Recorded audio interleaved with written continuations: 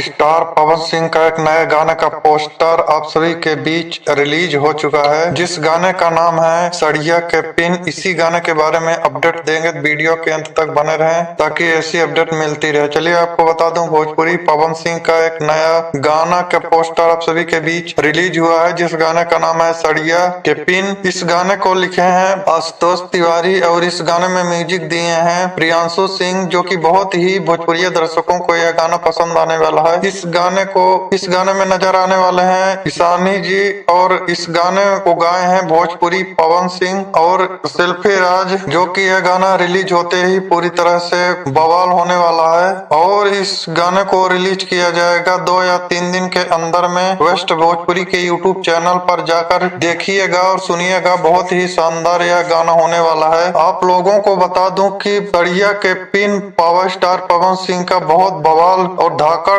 Song होने वाला है। आप लोग सुनिएगा, बहुत ही अच्छा लगने वाला है। 2 या 3 दिन में आप सभी के बीच रिलीज हो जाएगा। अगर ये वीडियो पसंद आए तो लाइक करते रहें। धन्यवाद, थैंक यू।